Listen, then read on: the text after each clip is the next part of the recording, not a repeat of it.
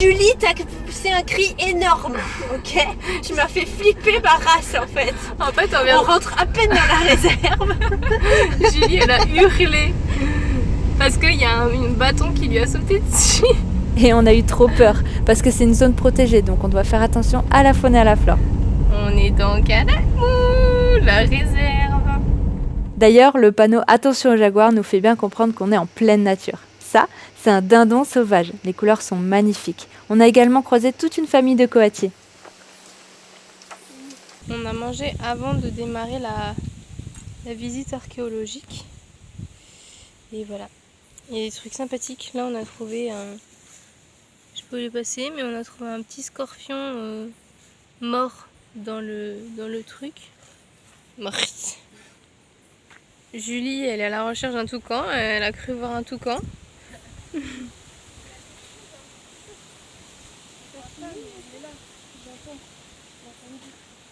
T'as entendu le toucan?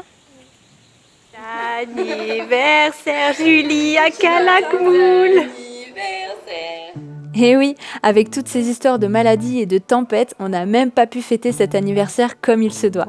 Voici donc le début de la visite du site archéologique de Calakmul, un endroit perdu dans la jungle. On a mis 3 heures en voiture pour y accéder et on est trop content d'être là, ça faisait super longtemps qu'on l'avait programmé. Du coup, on n'est pas nombreux, donc un peu seul au monde, c'est trop génial. Bon, on a pu voir des fourmis rouges, on s'est pas trop approché, mais à côté des araignées, ça va, elles étaient toutes petites. Bah ouais, ça se mérite cette balade. Les premières ruines mayas se dessinent devant nos yeux. Les arbres et toute la végétation repoussent par-dessus, c'est incroyable à voir.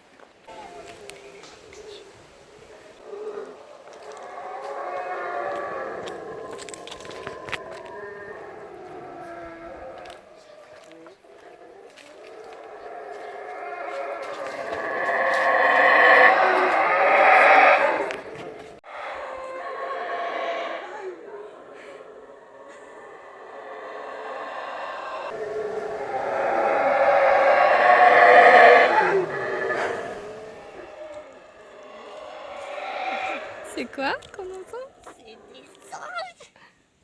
Des singes hurleurs. Nous sommes restés là à les observer très longtemps.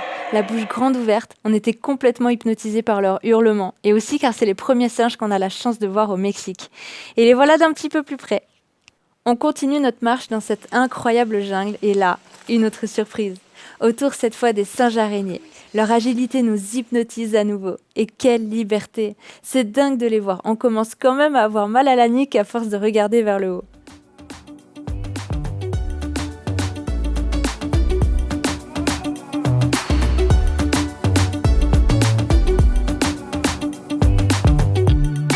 Après toutes ces émotions, nous arrivons à la plus grande des pyramides. C'est immense et trop cool car celle-là, on a le droit de monter dessus. En fait, on a visité d'autres ruines et pour diverses raisons de danger, c'était pas forcément possible. Bon, on fait un peu moins les malines lors de la montée car c'est non seulement physique, mais c'est aussi que les marches sont hautes et peu profondes. Le vertige et moi, c'est horrible. Je vais mourir. Alors, voilà, Julie qui monte, Marion qui est déjà en haut. Moi, je peux pas aller au-delà de ça, c'est pas possible, c'est impossible. J'ai super peur. Déjà, je sais pas comment je suis montée jusqu'ici, je sais pas comment on va redescendre. Mais clairement, j'ai tout mon corps qui se contracte, j'ai trop peur. J'ai des frissons, c'est horrible, mais c'est très très beau. La vue est juste dingue. On a vu sur toute la canopée.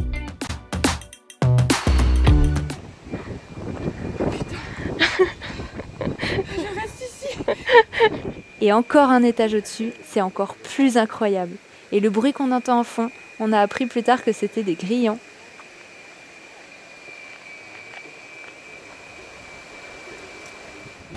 Allez, il est l'heure de redescendre car on a rendez-vous avec les chauves-souris à la tombée de la nuit, donc en voiture. En fait, il y a une grotte sur la route principale sortie de la zone archéo où logent 3 à 4 millions de chauves-souris. Et tous les soirs, elles sortent toutes pour vivre, chasser, se nourrir. Et c'est dingue à voir. On a vu 30 minutes, mais en fait, ça dure 4 heures. Après, il fait nuit, donc on voit plus rien. Et on les voit s'envoler vers le ciel. L'odeur est un peu forte, mais ça va. On entend des crissements d'ailes. C'est un spectacle inouï. Et voilà la montagne du Chiapas. C'est vachement haut, hein. Ça a l'air trop. Mais ça a l'air plus haut que Tenerife, genre. Bah, c'est des montagnes, quoi. Oh, Trop dingue. il va cailler. Déjà, il fait 76 degrés Fahrenheit. Il dépasse à 15 et en plus ils s'en foutent des lignes continues ou discontinues. Personne n'en a rien à foutre.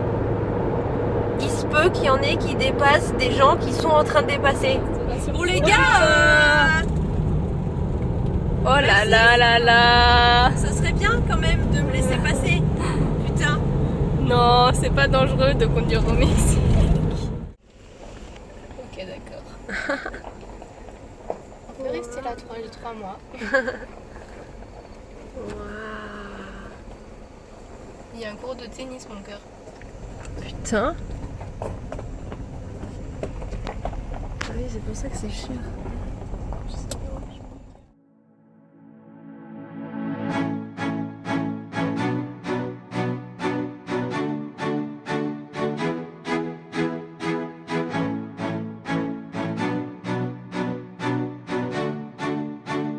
Nous découvrons notre logement, un paradis. C'est incroyable. Le jardin, ou plutôt parc, est magnifique. Le luxe. Nos hôtes nous invitent à les suivre près de la mare et là, qu'est-ce qu'on voit? C'est son alligator de compagnie.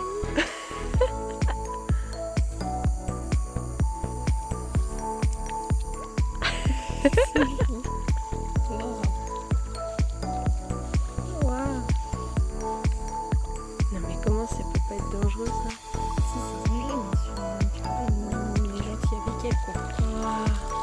Un crocodile qui a élu domicile de lui-même dans cette mare.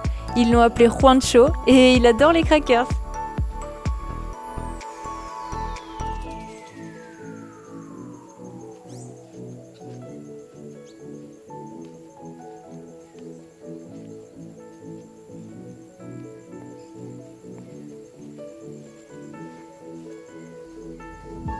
Alors chaton, cette première balade au Mexique? Jusque-là, il faisait un petit peu chaud et on n'avait pas forcément les endroits pour la balader. Et là, on a un grand parc immense et donc du coup, c'est la première balade de Joyce au Mexique.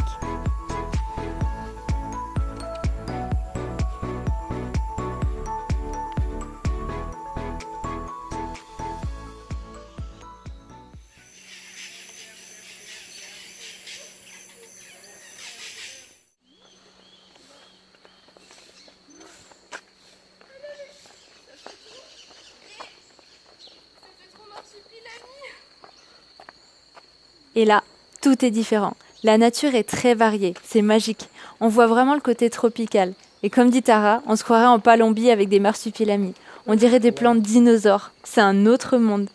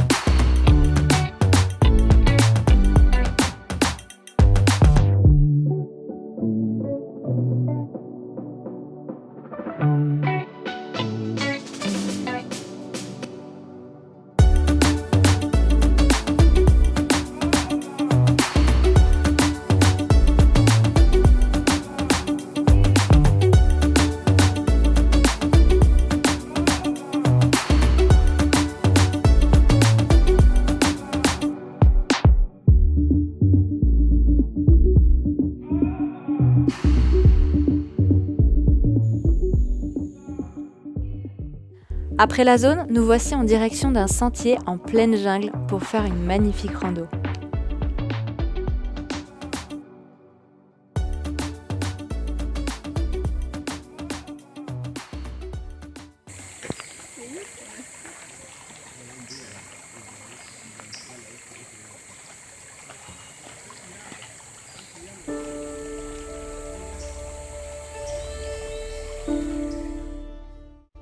Des lianes, des branches, des racines qui s'enroulent dans tous les sens, le bonheur.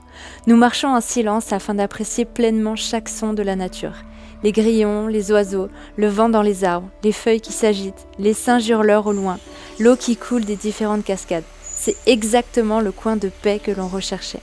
Un endroit merveilleux à la limite du fantastique, du féerique, qui donnerait presque l'illusion d'apercevoir les lutins et les elfes qui peuplent cette forêt.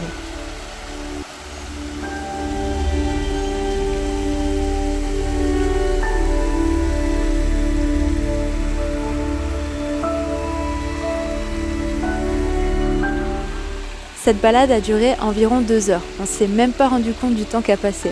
Nous étions pleinement dans le moment présent, un vrai temps de marche méditative. Il a même plu un petit peu, ajoutant encore plus de merveilleux à cette jungle humide et tropicale. Le sourire aux lèvres, nous dégustons cet instant hors du temps.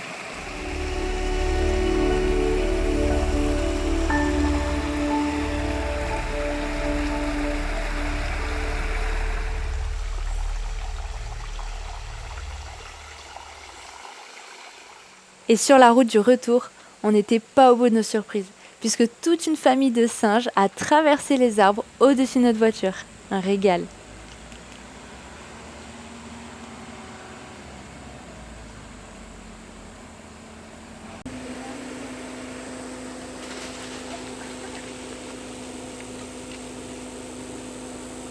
Regarde ça, comment il monte, lui.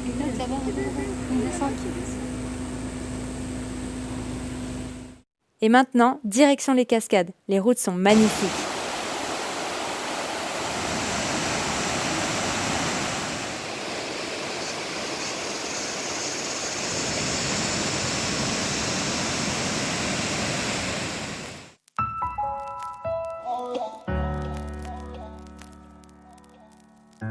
J'ai fait une copine chien aux cascades de Roberto Barrio. Elle nous suit partout maintenant.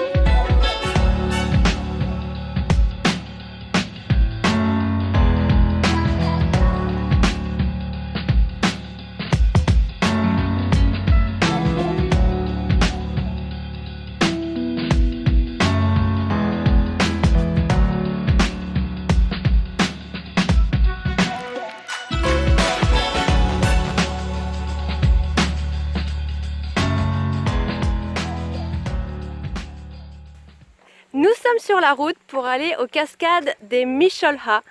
Donc on a pris un espèce de pick-up camion, je sais pas comment c'est un petit peu comme des collectivos d'ici. Donc on est à l'arrière d'une benne en fait.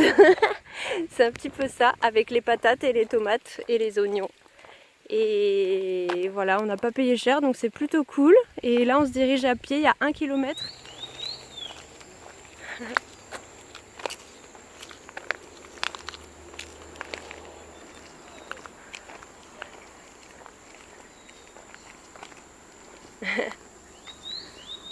C'est les vaches. Oh, les grandes oreilles. C'est marrant, elles ont de la peau qui pend en dessous de leur gorge et une bosse au-dessus du dos.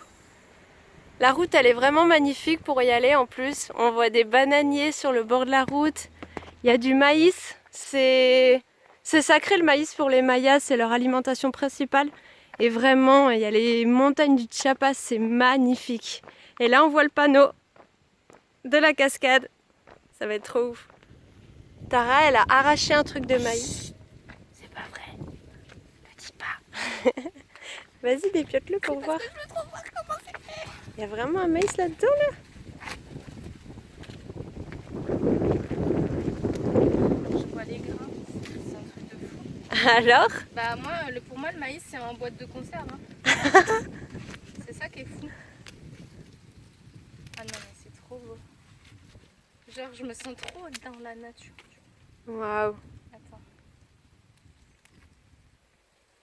Waouh! Tu crois qu'il est mûr, là? Il y a plein de poils. Ah, c'est la fleur. Je savais pas qu'il y avait des poils. On Les dirait meufs. des cheveux. Elle découvre la vie. On dirait que c'est en plastique. Touche.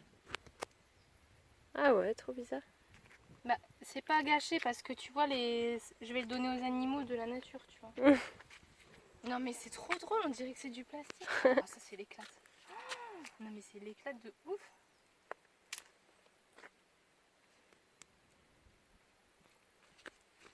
Tu veux voir un grain de maïs? Putain, c'est dur. Je peux pas les ouvrir. Ah, si!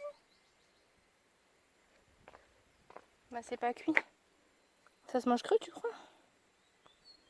Voilà mon premier vrai de maïs sauvage.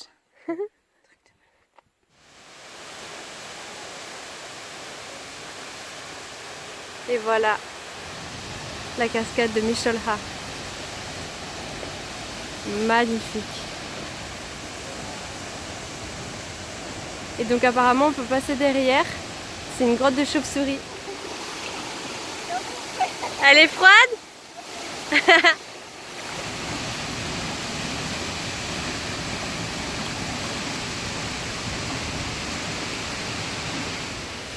Et voici le derrière de la cascade.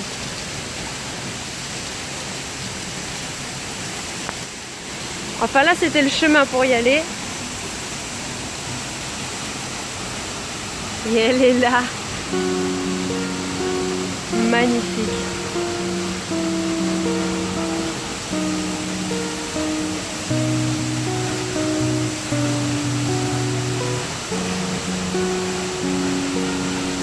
Waouh!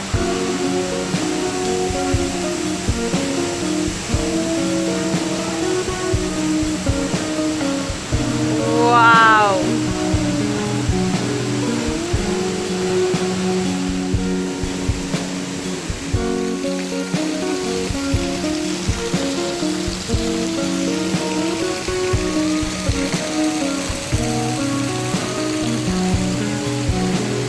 Trop beau.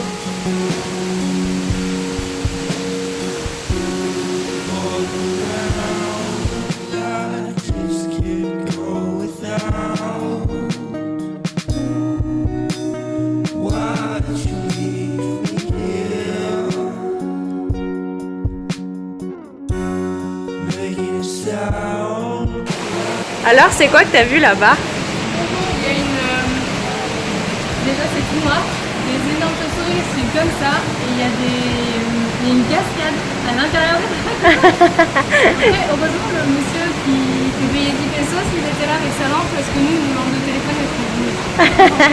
Mais c'était trop. Et encore une magnifique surprise. Alors celle-là, on s'y attendait pas du tout. On a croisé un tatou à la tombée de la nuit. C'était trop dingue. Dans un prochain épisode, on vous emmène avec nous à la frontière du Guatemala. Également, on s'enfonce encore un petit peu plus dans le Chiapas en se rendant à la ville de San Cristóbal de las Casas dont tout le monde nous parle. Et là, on a été un petit peu surprise par la température. J'avoue qu'on est passé de la chaleur à... on a enfilé les pulls en fait.